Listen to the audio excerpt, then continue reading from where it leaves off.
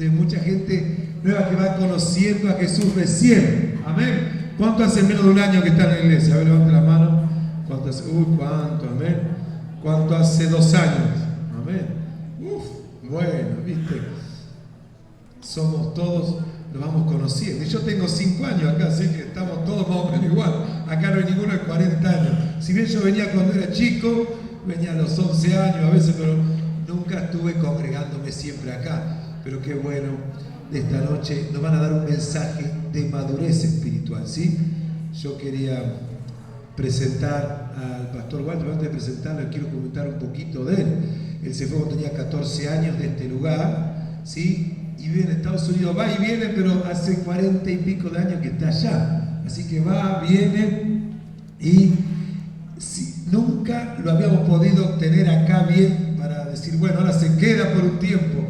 Y sintió hace unos meses, y Ricardo, quiero trabajar en Argentina, ayudar a los hermanos, a la iglesia a despertar, que hay un compromiso, no solamente cantar, orar y a la iglesia a trabajar, pero cómo ser sal y... Sal y... Fuerte, diga luz. Sal y luz. ¿Qué hacía la sal? Detiene la corrupción.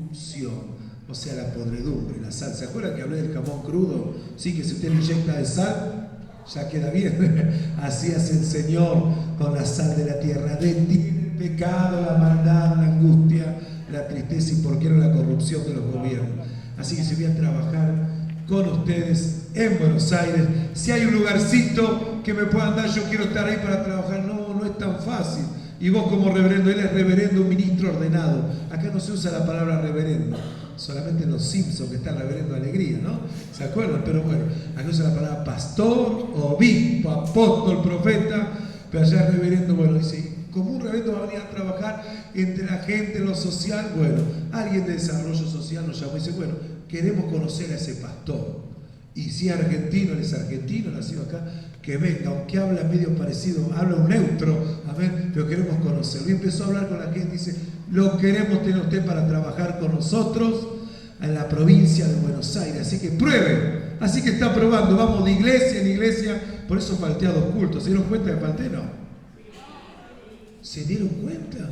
Oh, que yo tengo que decir, no, ni nos dimos cuenta.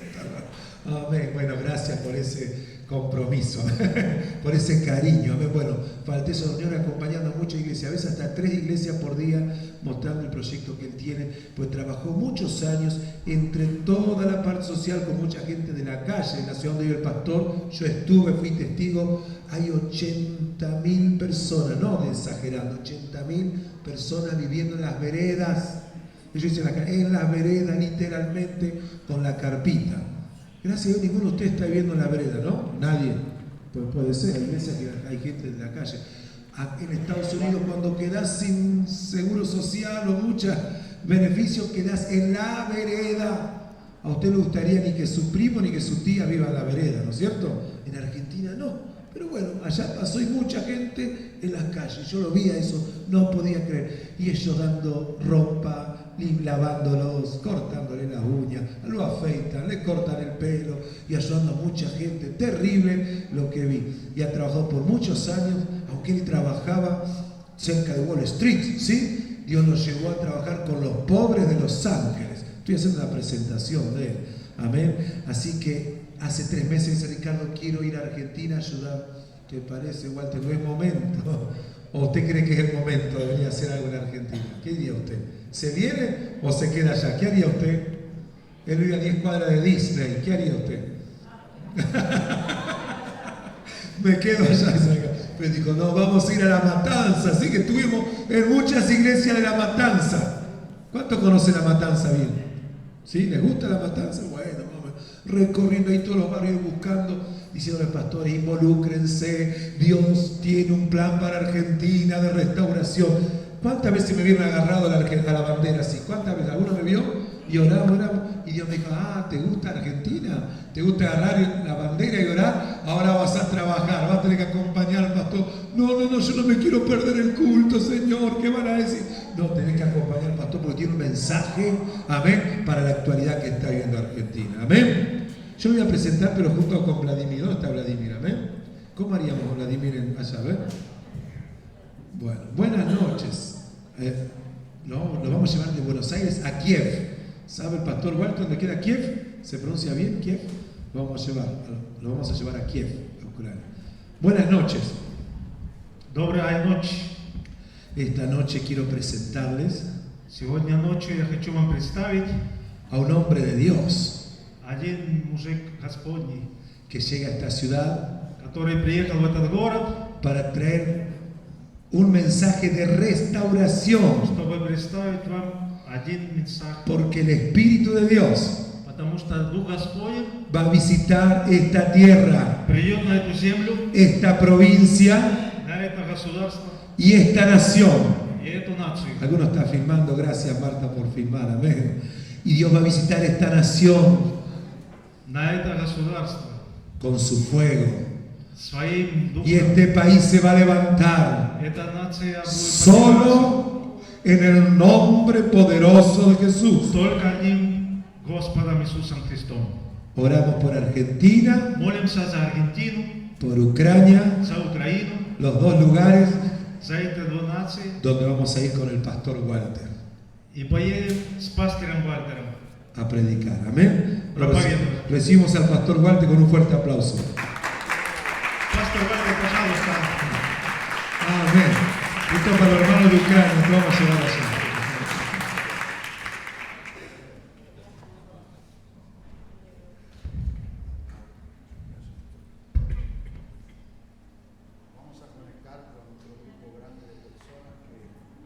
Hay mucha gente viendo este culto de Estados Unidos, así que lo va a hacer en directo. Pablito está filmando allá también, pero para nuestras redes. Quiero agradecer a Dios por este hermoso matrimonio, Ricardo y Andrea, que los quiero con todo mi corazón, sus pastores también. ¿Cuántos los aman ustedes? Cuídenlo, ¿no? No van a encontrar otros pastores mejor que ellos dos, los quiero mucho. Hoy yo quiero hablarles a ustedes de algo muy importante. Espero que ustedes puedan escuchar con estos oídos y también con el corazón.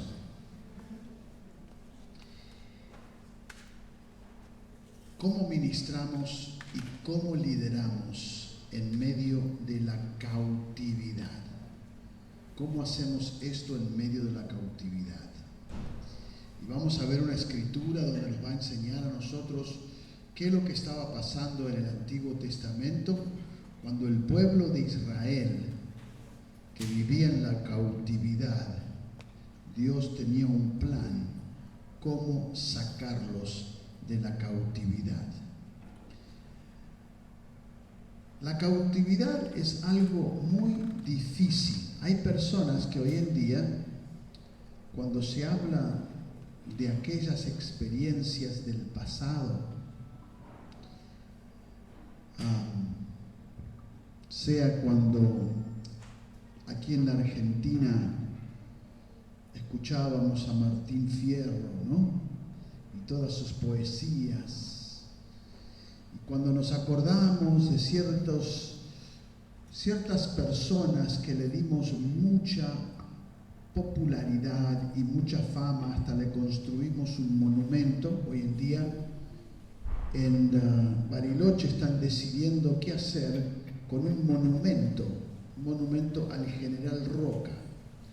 Y es interesante porque, hablando de General Roca, yo vivo en la casa, o sea que mis padres vivieron por mucho tiempo en lo que es una casa construida por General Roca. Se lo había construido a su amante.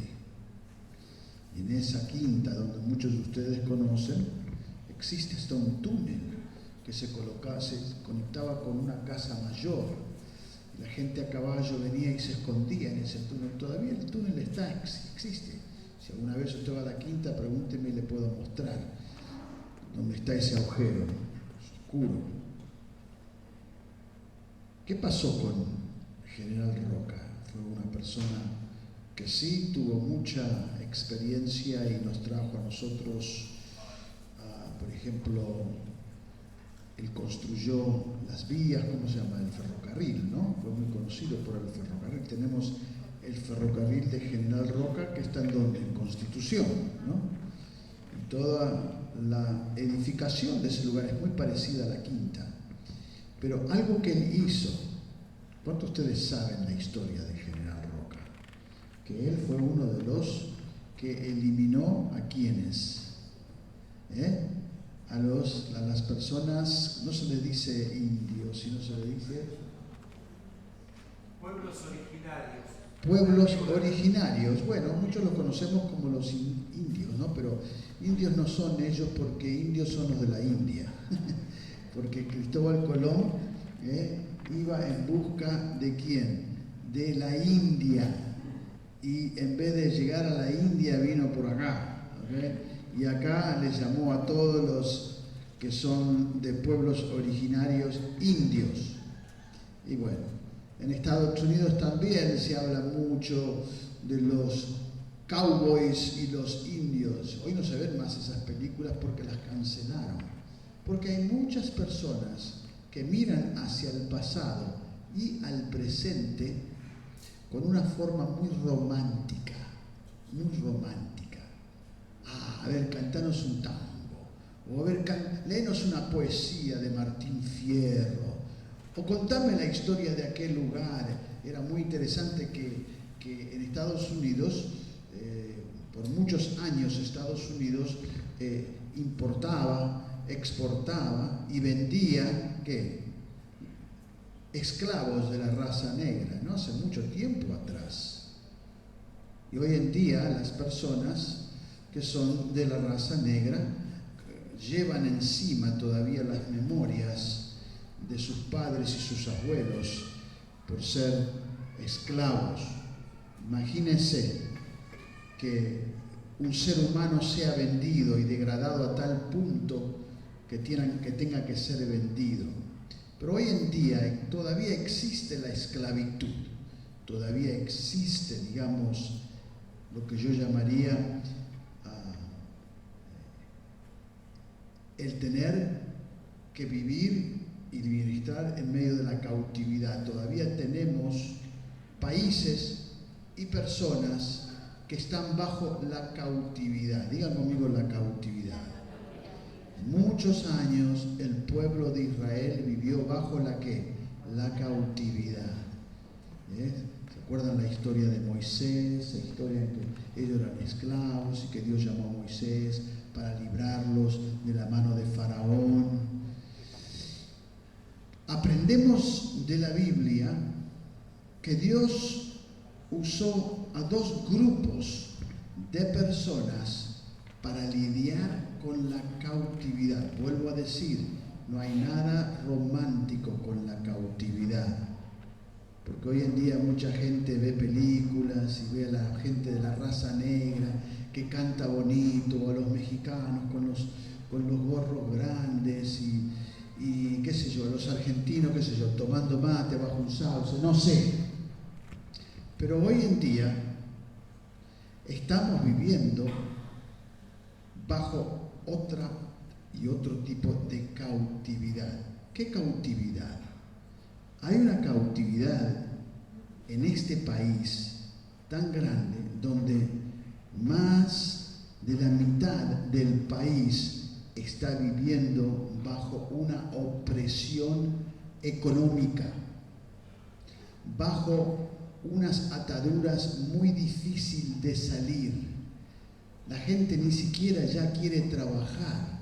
Ahora, podemos llamarles vagos, podemos decir lo que quieran, pero esa no es la verdadera realidad. Tenemos que hacer tres cosas: definir esta realidad, aceptarla y hacer algo. Pero esta realidad de la cautividad ha llevado a la Argentina, especialmente a la clase pobre, a la clase necesitada, a un desánimo espantoso, y también a la clase media, donde el gobierno le quita hasta casi el 70% de las ganancias y no los deja trabajar y tener sus pequeñas empresas. Pero sí, el gobierno se ha tornado, perdóname que lo tenga que decir, en un socialismo extremo que, aunque muchos no lo quieran decir, estamos bajo una sombra muy grande de un comunismo muy real. Ahora, no hay nada romántico en eso. Estamos viviendo momentos muy serios en la Argentina. Y a veces nos preguntamos, ¿qué estamos haciendo nosotros para poder salir de esa cautividad? Y puedo decir más, ¿qué está haciendo la iglesia y las personas de fe para salir de la cautividad? Usted me ve vestido a mí con esto y usted me dice, ¿qué payaso que es este Walter? ¿Para qué tiene esto? ¿Sabe para qué lo tengo? Porque yo hice un voto hace muchos años atrás cuando terminé mis estudios y recibí una ordenación y más de 10 años de estudios. Me dieron esto como símbolo de una persona que representa muchas cosas, pero una de las cosas que representa esta estola es que yo llevo encima mío el yugo de Dios.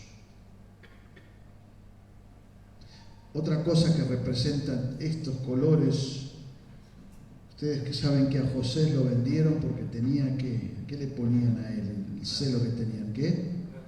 Una túnica de muchos colores, pero también significa que Jesús, cuando se juntaba con sus discípulos,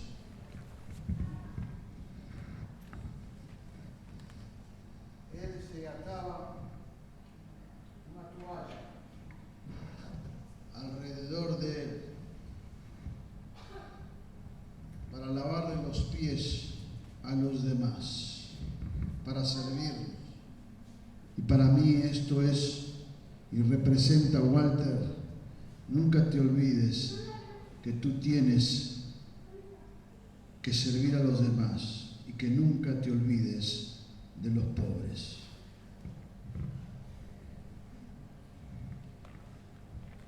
No es una bufanda, tiene un significado muy profundo para mí. Y cuando yo me presento en acciones públicas, en acciones proféticas de justicia, donde tengo que hablar a los medios de comunicaciones sobre ciertas desigualdades e injusticias que están sucediendo, los medios de comunicaciones me conocen y se acercan para hacerme entrevistas. Y yo les digo lo que está mal, lo que estamos peleando. Estamos viviendo en momentos de cautividad. Y vuelvo a repetir, no hay nada romántico de eso. ¿Sabe por qué lo digo? Porque en el Salmo 137, usted no lo tiene que buscar, pero yo se lo voy a leer. ¿Sabe lo que estaba pasando con el pueblo de Israel en aquel tiempo? Mire lo que dice la Biblia. Y usted piensa en Argentina, Piensa un poquito en Argentina. Dice que el pueblo de Israel tenía los mejores cantantes. ¿No les gusta la música aquí, cómo cantan? Pero en el pueblo de Israel era muy famoso ellos por el ministerio de música que tenían, pero algo sucedía bajo la cautividad donde el pueblo de Israel ya no podían seguir cantando como cantaban. Y dice la Biblia aquí, dice, junto a los ríos de Babilonia, allí nos sentábamos y aún llorábamos, acordándonos de Sión. Sobre los sauces, en medio de ella colgamos nuestras arpas. Y los que nos habían llevado cautivos, escuche, nos pedían que cantásemos. O sea que los soldados se burlaban de ellos y le decían, cantanos un tango, o qué sé yo, cantanos una canción bonita, queremos divertirnos un poco. Y ellos llorando decían, no solamente los cautivos, nos pedían a los cautivos que cantésemos, y los que nos habían desolado, estos soldados, nos pedían alegría, diciendo, cantadnos algunos de los cánticos de Sión. Y ellos decían, ¿cómo cantaremos cántico de Jehová en tierra de extraños? Si me olvidare de ti, oh Jerusalén, pierda mi diestra tu destreza, mi lengua se quede pegada en el paladar, si de ti no me acordaré, si no enalteciere a Jerusalén. Y usted puede seguir leyendo el capítulo 37, pero en otras palabras, mientras que algunos sufren en esta tierra de la Argentina, lo pongo para poder ustedes entender, en medio de la cautividad hay otros que están muy bien, gente muy rica, que se hacen más rica y los pobres se hacen más pobres. Y ellos les encantan los bailes folclóricos, ellos les encanta que las personas que están en medio de la cautividad los haga felices, la cumbia, no sé lo que sea, pero la realidad es esta. Cuando uno en verdad entiende que nuestro país está en la cautividad, no hay nada romántico de eso. Hay dolor, hay lastimaduras, hay robo, nuestro pueblo está sufriendo de muchos lados, de muchas maneras, y parece que no podemos salir de ese agujero, porque aquel que nos da la Biblia, como en el tiempo de Inglaterra cuando invadió y conquistó la India, les trajo la Biblia a ellos, con una mano les daba la Biblia y con la otra les robaba las tierras.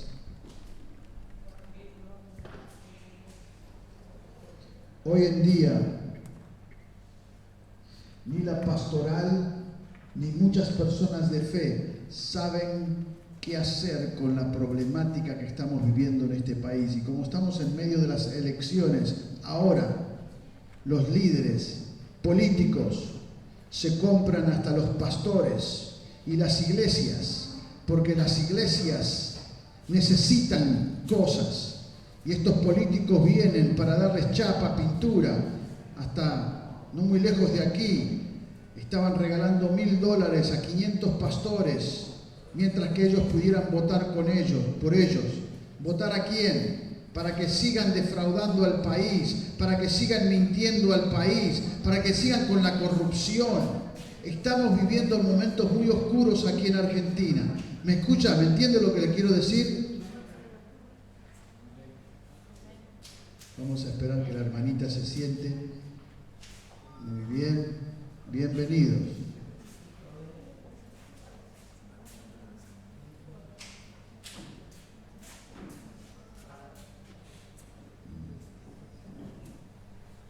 Prestemos atención, que estoy hablando de algo muy serio.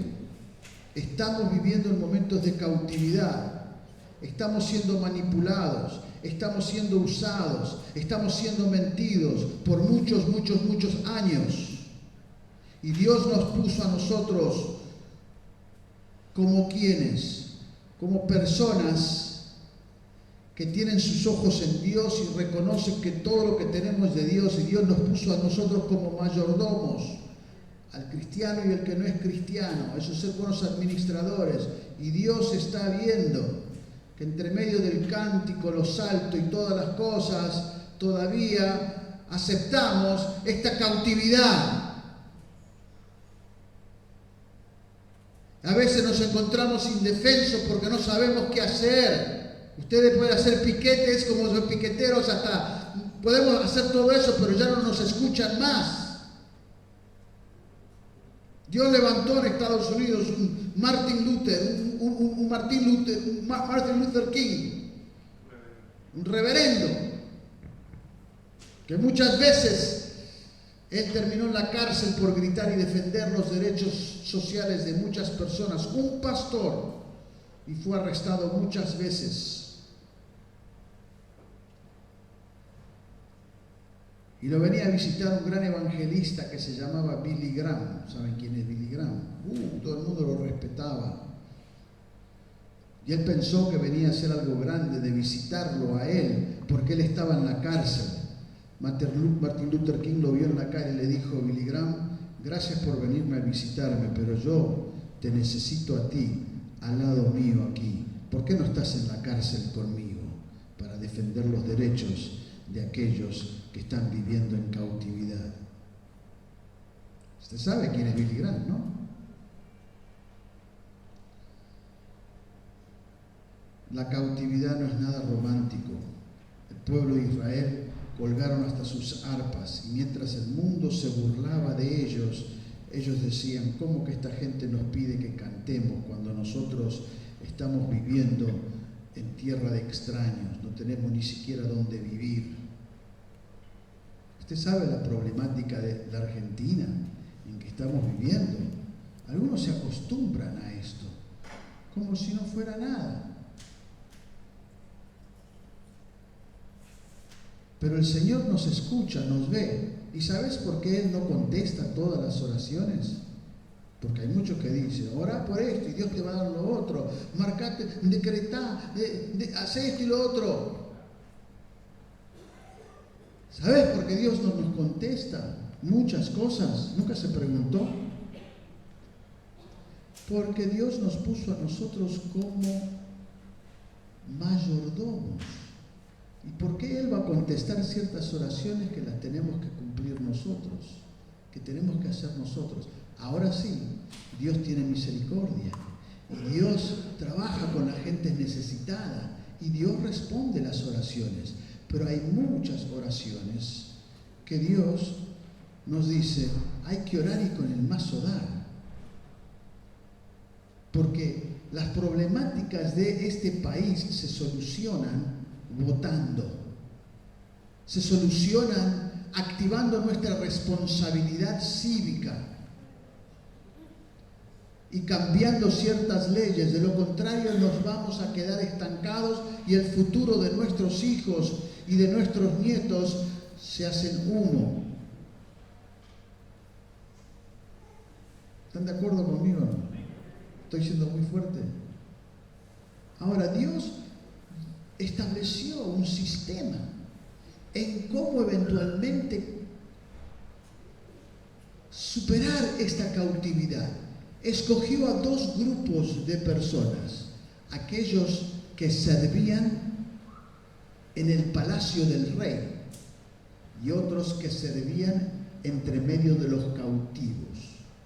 Usted lee el Antiguo Testamento, los profetas, que habían muchos, fueron escogidos para trabajar y profetizar entre medio de los cautivos. Y no profetizaban, muchos de ellos no profetizaban, oh, el Señor te va a hacer rico, y aquí declaro que todo te va a ir bien a ti, y vas a ser una persona de mucho dinero. No, ellos profetizaban la realidad de lo que estaba sucediendo en el mundo, y algunos les escuchaban y otros no les querían escuchar.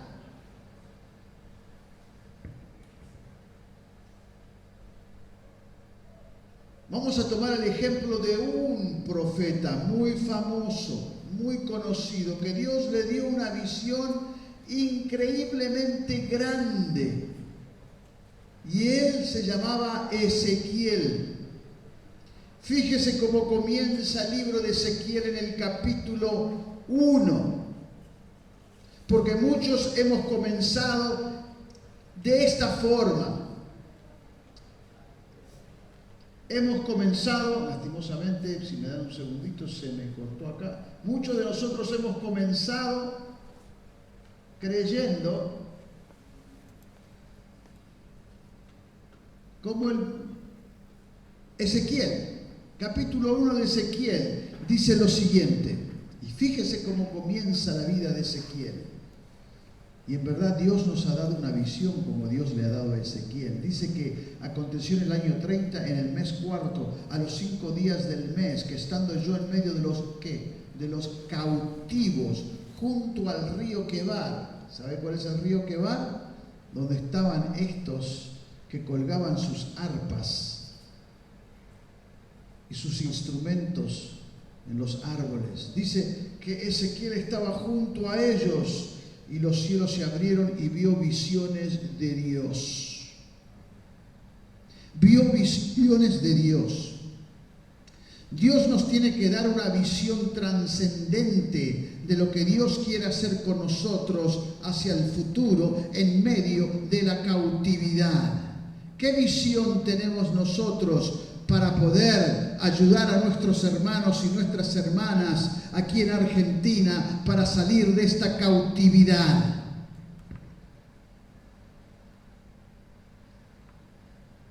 Dios le dio a Ezequiel una visión trascendente, porque la visión de Dios era muy clara. Tú vas a ir y vas a profetizar, y esta visión que te voy a dar va a ir sobre y superar todos los momentos más difíciles, va a trascender toda esta cautividad.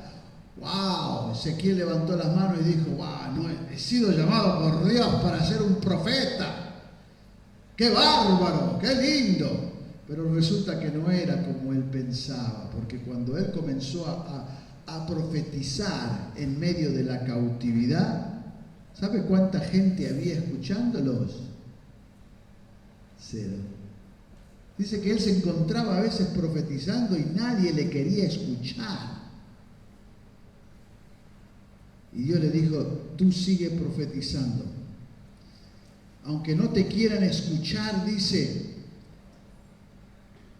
tú sigue profetizando. Si usted lee el capítulo 1 y el capítulo 2, habla que nosotros tenemos que ser intencionales y dedicados a obedecer a Dios.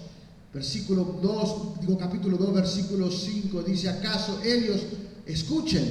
Pero si no escucharen, porque son una casa rebelde, siempre conocerán que hubo profeta entre ellos. Tu hijo de hombre, no les temerás, ni tengas miedo de sus palabras. Aunque te halles entre zarzas y espinos y moras con escorpiones, no tengas miedo de sus palabras, ni temas delante de Dios, porque son casa rebelde. Hoy en día tenemos un liderazgo espiritual y en la política que han llegado a una rebeldía que no tiene límites. Y esa rebeldía es que ellos hacen lo que ellos quieren, pero te dicen a vos que consultan con Dios, pero no consultan con Dios. Y muchas de sus profecías a veces son más, como quien dice, adivinación. Pero la realidad es que hoy en día mucha gente corre detrás de todo eso. Y se han creado modelos tan interesantes donde la gente en su dolor, en su desesperación, corren porque quieren la ayuda de Dios. Pero Dios nos bendice aunque ellos hablen o no hablen, porque Dios es un Dios misericordioso. Pero si hay algo que Dios quiere decirnos a nosotros, la iglesia y todos nosotros, es: ¿qué vamos a hacer en medio de la cautividad? ¿Cómo vamos nosotros a cambiar esta situación? ¿Sabe lo que tuvo que aprender Ezequiel después de predicar tanto? De haber tenido una visión tan grande y tan lindo. Él se encontraba como que estaba en la montaña, pero un día dijo: esto cansa. Yo no puedo vivir de esta forma, decía Ezequiel en otras palabras. Y Dios le decía: seguí Ezequiel, seguí, porque yo te voy a usar. Son casa rebelde. Dice: abre tu boca y come lo que te doy. Pero Señor, a veces no tengo ni para comer.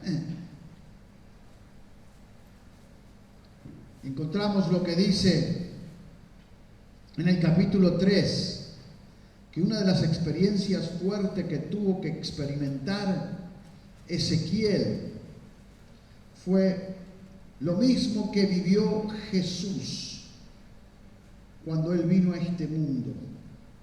Se llama la encarnación. Diga conmigo la palabra encarnación. ¿Saben qué idioma fue escrito el Nuevo Testamento? La mayoría de los libros que escribió Pablo. ¿En qué idioma? En el griego. ¿Sabe cómo creían los griegos en aquel tiempo? Porque Pablo se encontraba un día tratando de alcanzar a los griegos, pero los griegos creían en muchos dioses. Pero había una estatua ahí que decía el Dios no conocido. Y Pablo aceptó esa estatua y dijo: bueno, a este les voy a decir la gente que yo creo en al Dios no conocido. Los griegos creían que todos los dioses podían bajar hasta la montaña Olimpo, pero más abajo no podían contaminarse con el ser humano. Pero esta estatua que decía al Dios no conocido representaba a Jesús, porque Jesús fue el único Dios que bajó de la montaña y habitó entre nosotros. La Biblia dice que el Verbo se hizo carne y habitó entre nosotros. Ahora no vino a un palacio a vivir, pero tuvo que tener una experiencia por 3 años siendo Dios, tener que dormir donde sea, tener que confrontar la persecución romana y también la persecución de los religiosos, porque en aquel tiempo había gente religiosa que eran expertos en los diezmos y las ofrendas, y Jesús les hablaba y les decía: no tenés que dejar de hacer las otras cosas importantes, que es la fe, la misericordia y la justicia. Si hay algo que falta en la iglesia de hoy y en muchos de nuestros entornos, es cómo nosotros manejamos nuestra fe. Si estamos haciendo misericordia y si estamos haciendo trabajo de justicia. Jesús dijo, esas 3 cosas son muy importantes. Pero muchos de los que necesitan hacer eso no lo pueden hacer, ¿sabes por qué? Especialmente el tema de la justicia. ¿Quién administra la justicia? ¿Quién es el administra? Porque muchos dicen, Dios hará justicia, no te preocupes porque Dios se va a encargar de hacer justicia. Y nosotros miramos, oramos y no hacemos nada para ayudar al que está haciendo o está sufriendo de la injusticia. Sí, hermano, yo voy a orar por usted. A veces no hacemos nada porque tenemos miedo o porque a veces no lo sabemos cómo hacer.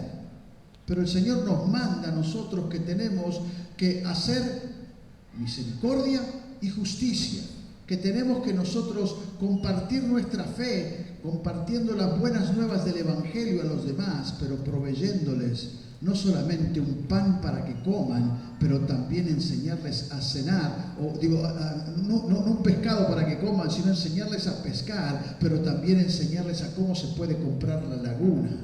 Porque usted puede darle un pescado a una persona y dice, bueno, ya basta, voy a enseñarle a pescar. Le puedes enseñar a pescar, pero si no le ayudas a conseguir el trabajo, cómo se debe de conseguir, cómo es lo que falta aquí. Por eso que la gente no quiere ni trabajar más, porque están desanimadas, porque saben de que no van a estar mejor que dependiendo del gobierno. Y el gobierno los tiene agarrados porque quieren su voto. ¿Para qué? Para que esta gente en el gobierno les siga robando más al país y a la gente y los mantengan en pobreza para el resto de su vida.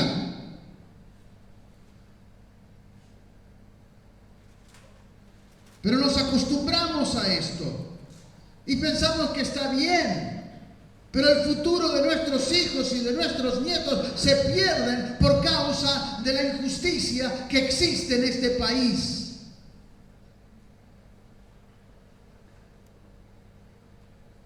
¿Y cómo le robamos a nuestro pueblo? Pero lo mantenemos contentos con un sándwich de chorizo, no sé qué. Y ahí nomás quedan las cosas. Hasta hay acuerdos, ¿sabe que hay acuerdos? Porque las personas que reciben ayuda y sostén aquí en este mundo, y no quiero ofender a nadie, hay un acuerdo. Nosotros le damos esto y ustedes, ¿qué hacen? Ustedes tienen que trabajar. Pero tenemos punteros que son muy inteligentes y que dicen lo siguiente, le dice, si no querés trabajar, de los 100 que te doy, me das 20.000 a mí y yo te pongo que trabajaste. ¿Sabe usted qué es lo que estoy diciendo de verdad? Entonces tenemos mucha gente que caminamos, vemos las calles sucias, vemos todo y sabemos que lo que tenemos que hacer es por lo menos limpiar, hacer algo.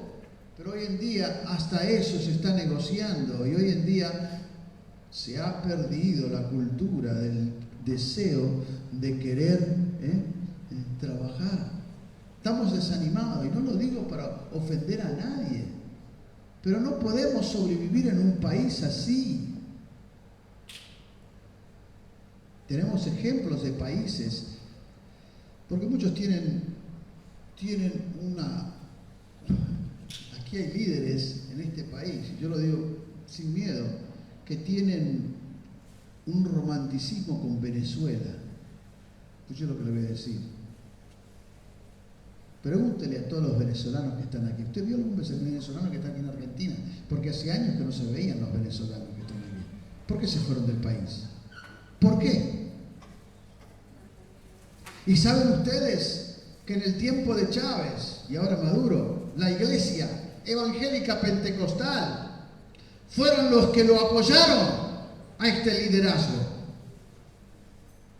¿Cuántos de ustedes quisieran ir a vivir a Venezuela? No veo ninguna mano. Para ahí vamos. Para ahí vamos si nosotros no hacemos algo. Y yo sé que yo me estoy pasando aquí diciendo cosas que quién sabe algunas personas me van a escuchar en el aire y me van a decir, a este hay que callarlo. Pero es la verdad. Estamos en cautividad. ¿Qué vamos a hacer? Dios quiere que nosotros escuchemos a los profetas de Dios, pero que tengamos una experiencia, todos los que estamos en el ministerio. ¿Sabe que lo que le pasó a Ezequiel? Ezequiel se desanimó tanto, que la Biblia dice que él se enojó con Dios. No solamente se enojó con Dios, pero él sintió en su corazón, digamos, amargura. ¿Nunca usted se sintió amargura y resentimiento? Y la Biblia dice aquí en uno de los capítulos que Ezequiel estaba muy amargado. Dice aquí, acá dice en Ezequiel capítulo 3, versículo 14. Escucha. Porque esto sucede cuando nosotros a veces nos cansamos de la iglesia, nos cansamos que Dios no hace nada, nos quejamos, pero no vemos la realidad de lo que está sucediendo.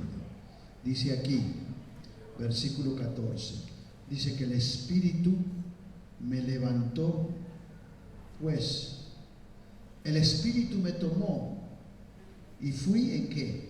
¿En la alegría? No. Fui en ¿qué? En amargura e indignación en mi espíritu. Cuando mi papá falleció, cuando mi mamá falleció y cuando mi hermano falleció del COVID, muchos venían y me decían, no lloré, Walter, tu hermano está con Dios. Dios lo llevó. Y yo tenía ganas de darle una cachetada. Yo estaba amargado, triste. Quiere decir, no, Dios no lo llevó.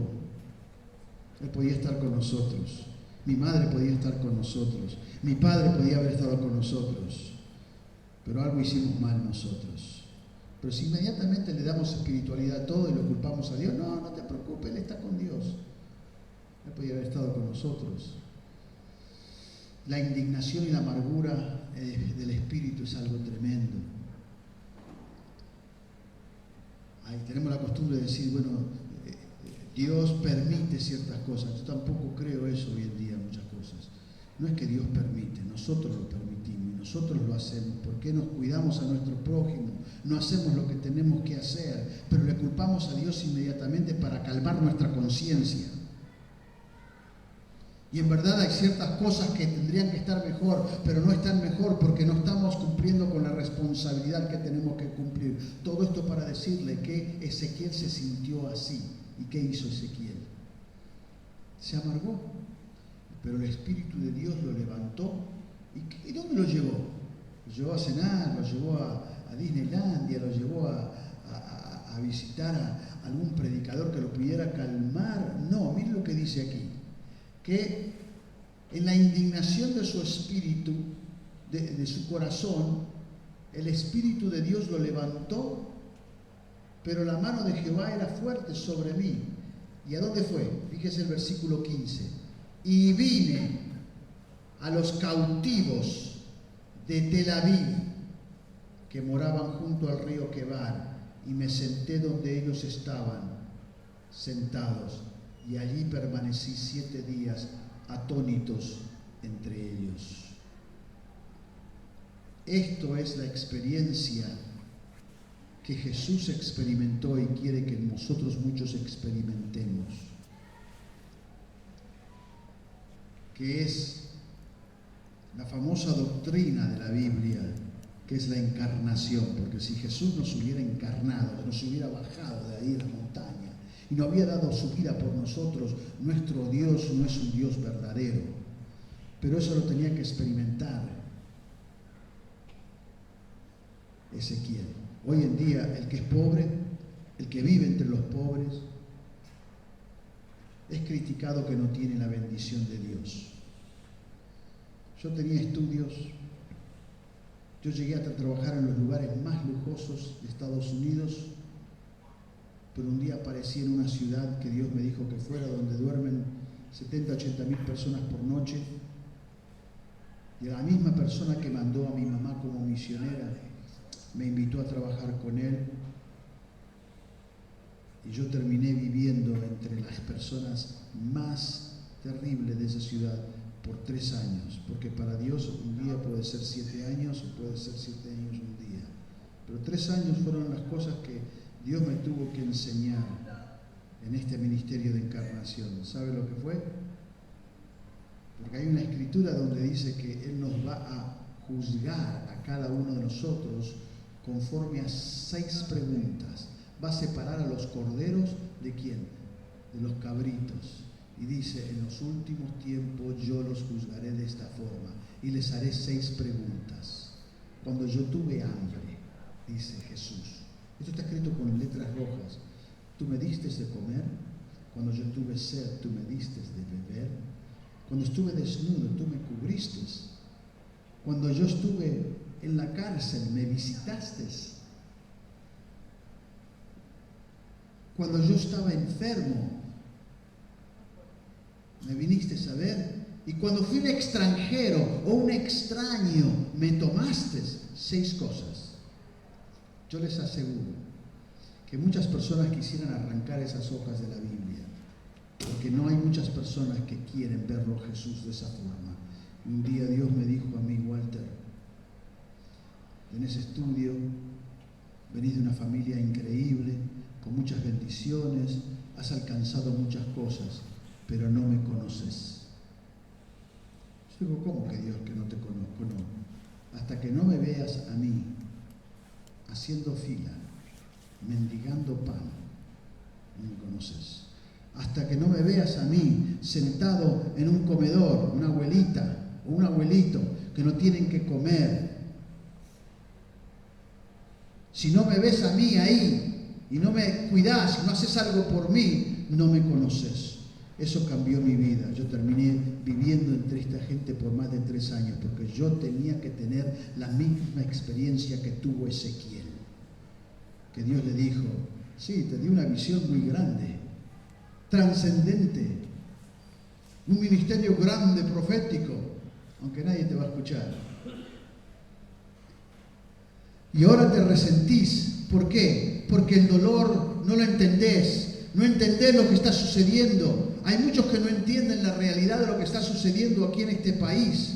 Y vos podés tomar mate hasta volverte verde, y cantarte, qué sé yo, canciones bonitas, pero no podemos seguir tolerando esta injusticia en la cual estamos viviendo en este país. Necesitamos que Dios haga un cambio, pero Dios quiere llevarnos a nosotros a que tengamos la experiencia de Ezequiel. ¿Y qué fue que Ezequiel experimentó?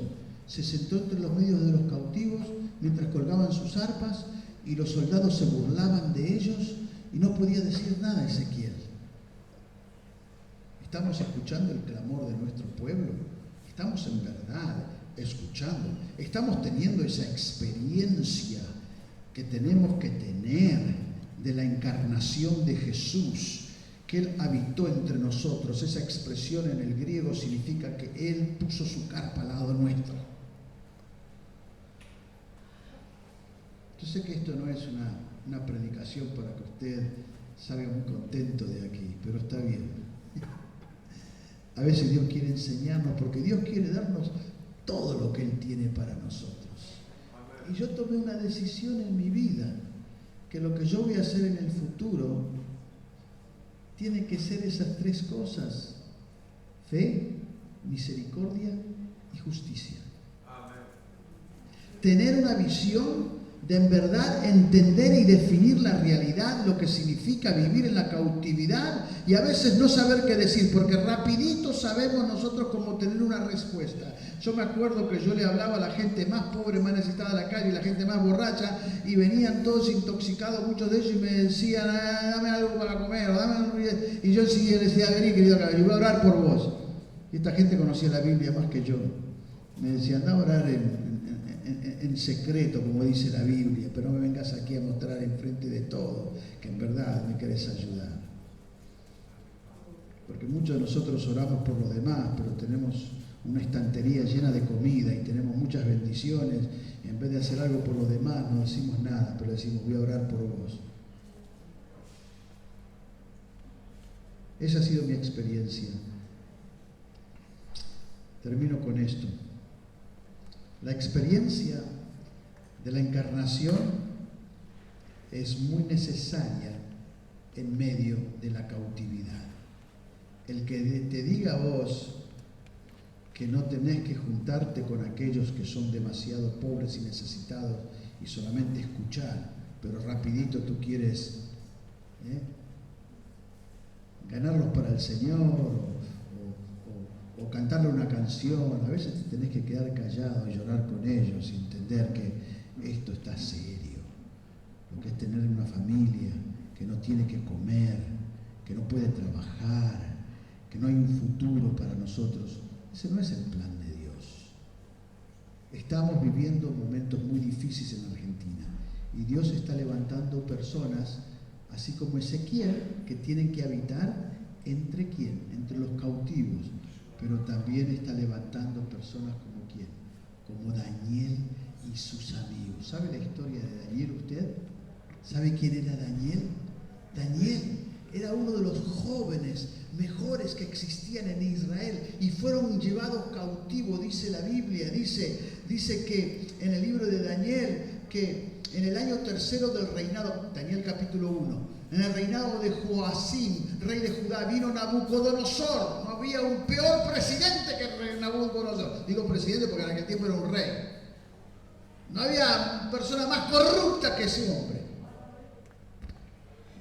Vino el rey de Babilonia a Jerusalén y la sitió, dice, y el Señor entregó en sus manos a Joacim, rey de Judá, y parte de los utensilios de la casa de Dios, y los trajo a la tierra de Signat, a la casa de su Dios, y colocó los utensilios de la casa del tesoro de su Dios.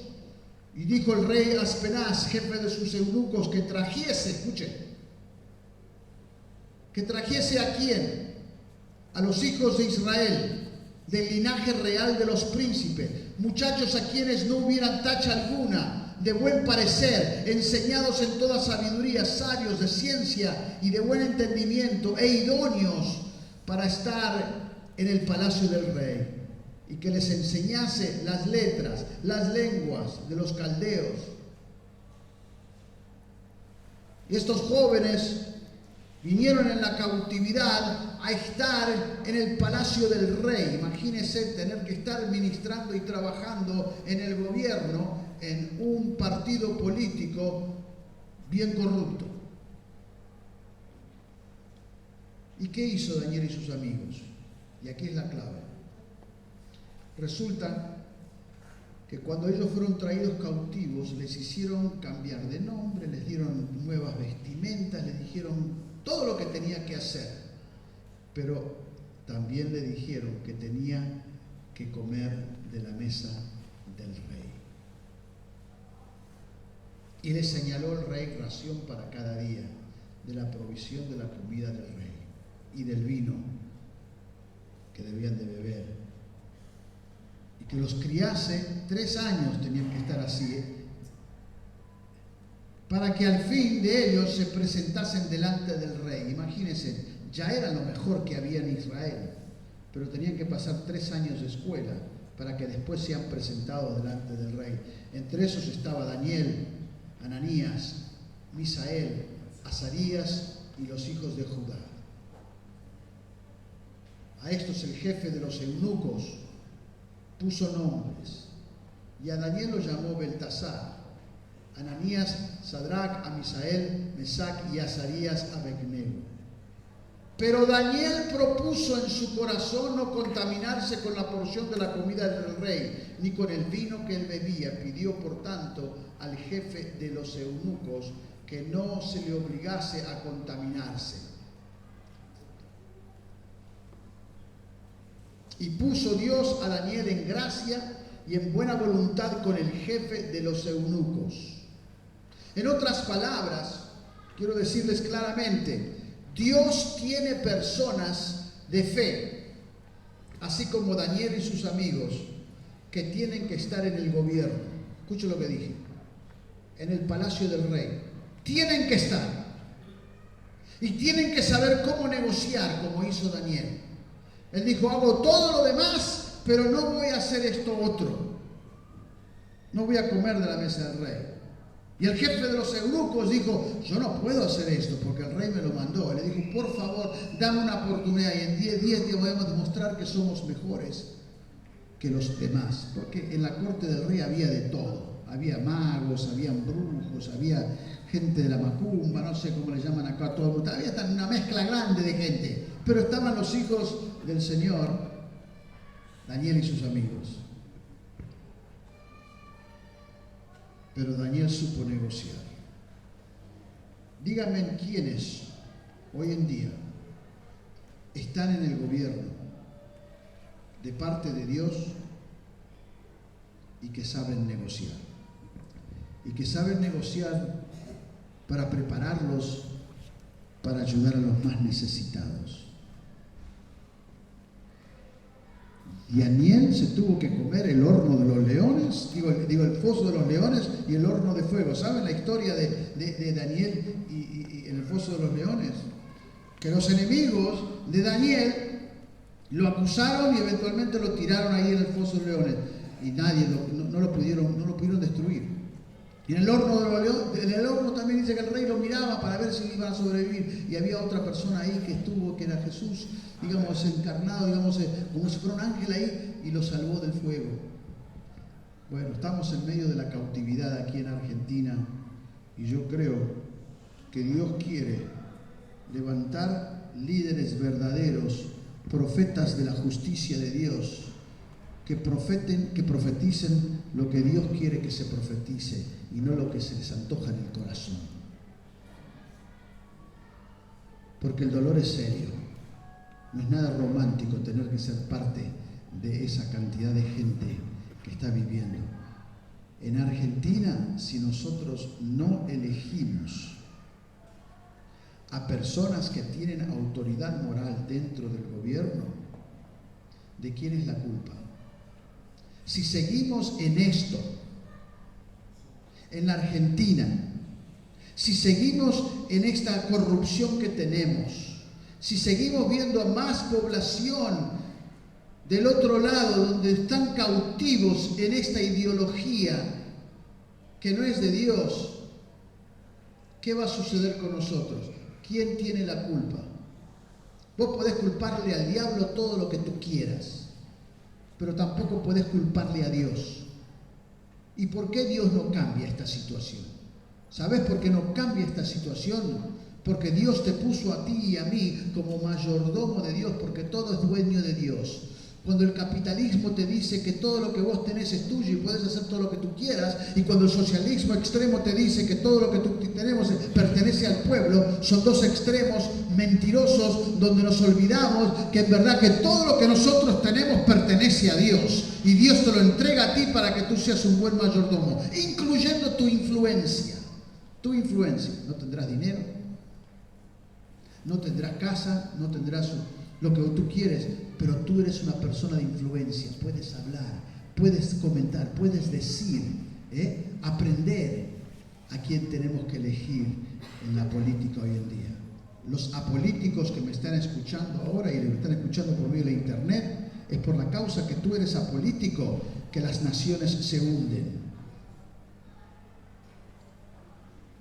Porque la realidad y la mentira tan grande que existe hoy se llama el laicismo. El laicismo. ¿Sabes lo que es el laicismo? La mentalidad y la expresión de creer en el mundo laico y de que ahí tiene que haber una separación entre la iglesia y el Estado. Y por creer de esa forma, le han tapado la boca y la influencia de la iglesia a no decir la verdad.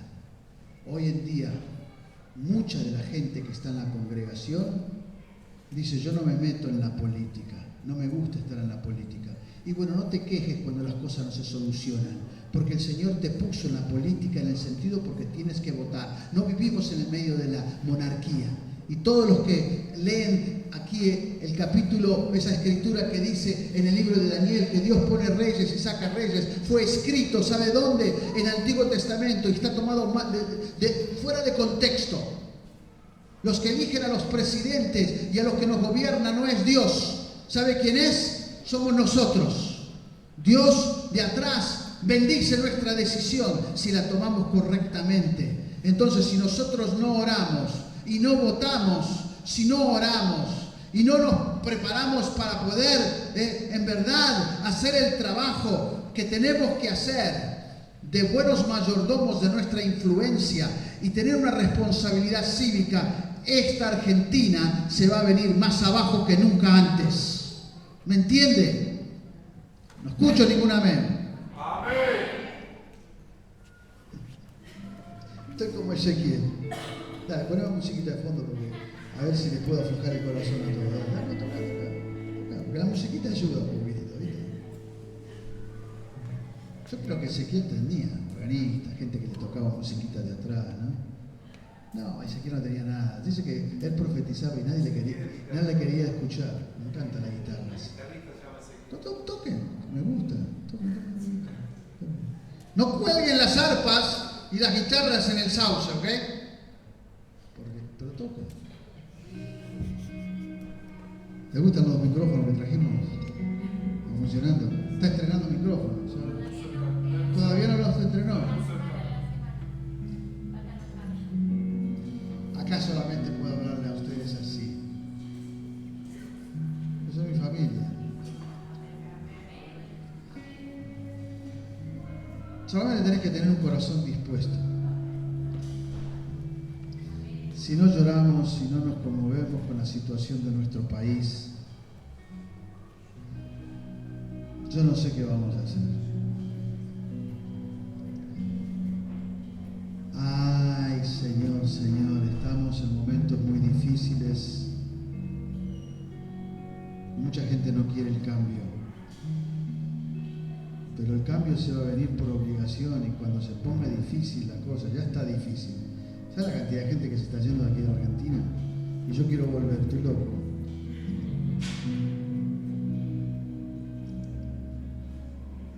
Ministrando y liderando en medio de la cautividad no es nada romántico, señoras y señores. Puedes bailar y cantar todo lo que quieras, pero llega el momento que te preguntás,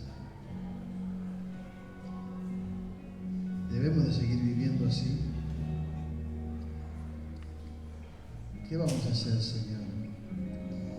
Si Dios te ha llamado a trabajar entre medio de los cautivos, ponete las pilas y que el Señor te lleve. ¿Quién sabe no como me llevó a mí? La Biblia dice que aquí fueron pocos días lo que Dios necesitaba con Ezequiel. A mí me tardó más de 3 años. Todavía Dios me tiene ahí, trabajando entre medio de la gente más pobre. Mi mamá me venía a visitar y me decía, hijo, estás loco, porque llegó en un momento que en ese edificio donde yo estaba, toda la caca que había en ese edificio, porque dormíamos a 500 personas, ¿ok? De la calle, las cloacas se habían roto todas y se llenó mi habitación, los colchones, la ropa, todo flotando en plena, para no decir la palabra mala, ¿no? Mi mamá me miraba y me decía, no te puedo creer, Walter, que estás viviendo acá. Yo le dije, mamá, Dios quiere que yo esté aquí, porque tengo que ver a Jesús haciendo fila, mendigando el pan. No lo trato como si fuera Jesús. Cuando murió mi papá, se fue con el Señor. Yo conocí un muchacho que estaba haciendo fila, comiendo pan, estaba llorando. Él cuando se emborrachaba y se enojaba, él rompía los vidrios a todos nosotros, nos cortaba las gomas del auto, nos amenazaba a muerte y me decía: Walter, mira lo que voy a hacer. Se iba a la otra fila, a la otra esquina. Si esa mujer que está ahí no me da $5, mira lo que voy a hacer. Y le caía a palos a la mujer enfrente. Todo el mundo le tenía miedo, pero un día él estaba sufriendo por la muerte de su padre, así como yo estaba sufriendo por la muerte de mi padre. Y le dije: Roberto, déjame que te ayude. Yo te voy a proveer toda la comida que tú necesites, te voy a proveer toda la ropa que tú necesites. Dame 6 meses de tu vida para que tú vivas conmigo. Y Dios te va a cambiar. Él estaba tan desesperado que aceptó. Fui, lo llevé adentro, le di donde dormir, dije: pegate un buen baño, vamos a cenar juntos. Y él vivió conmigo por más de un año y se rehabilitó. Todo el mundo en la calle lo conocía porque era uno de los vendedores de drogas más grandes. Y él me decía: Walter, vamos a la calle, vamos a buscar a otros como yo. Y siempre cuando salíamos afuera, él decía: vos vení para acá, vos vení para acá, vos vení para acá. Y llevamos como 10 o 15 adentro de mi oficina. Y les decía: ustedes me conocen a mí, porque ustedes vendían mi droga. Ustedes saben qué malo yo era. Ustedes tienen que salir de esto. Con la ayuda de que no quería, que era tan malo, terminó así como la mujer samaritana, diciéndole a toda la ciudad que vengan a los pies de Cristo. Nunca me voy a olvidar de Roberto. ¿Sabes cómo me lo gané? Porque allí se colectan botellas para poder reciclar y te dan dinero. Tuvimos un evento grande de como de 10.000 personas y él se quedó con todas las botellas de las bebidas. Yo iba a hacer un dinero grandote, pero no sabía cómo llevarlas al lugar. Yo tenía una camioneta. Yo le dije: yo te ayudo, vamos a llevar todas tus botellas para que te hagas un buen dinero. Y comencé a ganar el corazón de él. Un día llegó que él estaba tan desesperado por la muerte de su padre. Y yo también de la mía. Le dije: vamos a llorar juntos, pero no te voy a dejar hasta que Dios cambie tu vida. Me encarné en la vida de él. Y así por 3 años y más, porque yo seguía haciendo ese trabajo, Dios me enseñó que tengo que tener la experiencia de Ezequiel y Dios va a querer llevarme a tener la experiencia de Daniel, y que algún día Dios me va a dar la oportunidad de trabajar dentro de la política y del gobierno. Y por eso que yo trabajé dentro del gobierno del presidente Bush, del presidente Clinton, del presidente Obama. Yo tengo fotos que les puedo mostrar, todo con el propósito de frenar la cautividad que todavía existe en mucha gente, la gente más pobre. Más de 500.000 de inmigrantes cruzan las fronteras de Estados Unidos todos los años, muchos hondureños. Y de paso conocí a Noemí porque le mostré las fotos en la cual yo estuve con los 2 últimos presidentes. Lastimosamente el último presidente está encarcelado, nos mintió, se metió en el mundo de las drogas. ¿Sabe usted que aquí personas muy famosas, muy grandes, están en el mundo de los narcos? ¿Sabe que hay muchas personas que están debajo de la sombra de carteles grandes que no solamente están perjudicando a nuestros hijos, pero también están consumiendo de esta maldita droga que está hundiendo este país? La pregunta es: ¿qué vamos a hacer nosotros? ¿Vamos a hacer la vista gorda y seguir aceptando plata y dinero con sangre? ¿O vamos a decir no más? Hasta aquí llegamos. Quiero ser un Daniel, que aunque estoy en medio de la cautividad, voy a saber cómo negociar y causar un cambio en este país. No me gusta decir esto, pero muchos lo usan y lo dicen. Profetizo que si nosotros no tomamos una decisión conforme a la voluntad de Dios, no nos arrepentimos y no cambiamos el rumbo que vamos y no aprendemos a ministrar bajo la cautividad, Dios nos va a llevar a vivir un tiempo muy difícil, más difícil todavía en la Argentina. Pero todavía tenemos tiempo. Si nosotros nos levantamos delante de Dios y decimos a Dios, heme aquí, ayúdame a mí a ser obediente. Quiero ser un Daniel, quiero ser un Ezequiel. Mi corazón se quiebra por la Argentina, no es la misma Argentina que yo salí en 1978.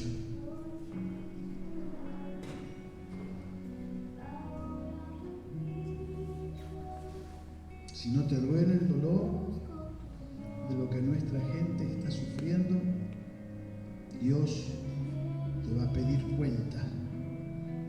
¿Qué puedo hacer yo? Tú dices. Sí, tú puedes orar, pero tú puedes tener influencia para escoger lo correcto. ¿Quién Dios quiere poner en medio de esta circunstancia que estamos viviendo ahora? Nuestro país se va de nuestras manos, no porque Dios no puede contestar nuestras oraciones, es porque nosotros no queremos cambiar, no queremos ir en la dirección de Dios, no queremos reconocer que todo lo que tenemos pertenece a Dios. Señor, te pido por la Argentina en estos momentos, porque hay muchos que me están escuchando y saben, Señor, que estamos en medio de unas elecciones y necesitamos de alguna forma obedecerte a ti. Quién sabe, para algunos que Dios los va a levantar para trabajar en el palacio del rey o en el gobierno. Llegará el momento, como llegó en el tiempo de José y en el tiempo de Daniel, que tú marcaste la diferencia y los sacaste del cautiverio. Te pido por este país, te pido por la pastoral, te pido por los congregantes, te pido por todas las personas de fe y las personas que no son de fe, que tomen su responsabilidad y podamos ser parte de la solución para la Argentina. Te lo pido en el nombre de Jesús.